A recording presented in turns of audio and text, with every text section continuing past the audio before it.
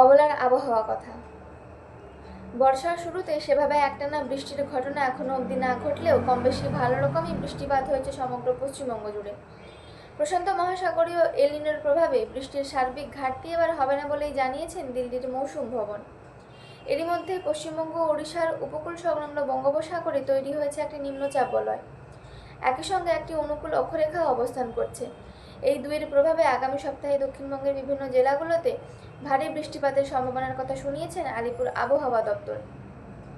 উত্তরবঙ্গের বিভিন্ন জেলায় বিশেষ করে পার্বত্য তরাই অঞ্চলেও ভারী থেকে অতি ভারী বৃষ্টির সম্ভাবনা রয়েছে আগামী সপ্তাহে।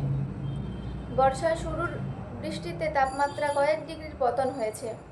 দক্ষিণবঙ্গে সর্বোচ্চ গড় তাপমাত্রা গত কয়েকদিনে 33 ডিগ্রি সেলসিয়াস ও সর্বনিম্ন 25 ডিগ্রি সেলসিয়াস দেখিয়েছে।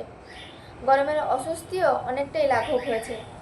একই সঙ্গে সমুদ্র উপকূলবর্তী এলাকাগুলিতে দমকা ঝোড়ো হাওয়া হতে পারে বলে জানিয়েছেন আলিপুর আবহাওয়া দপ্তর।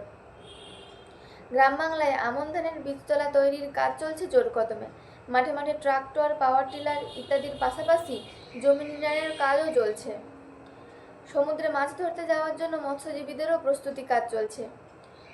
জলের সোনালী ফসল তাদের মুখে হাসি ফোটাবে বলে এমনটাই প্রত্যাশা করছেন বেশিরভাগ মৎস্যজীবী।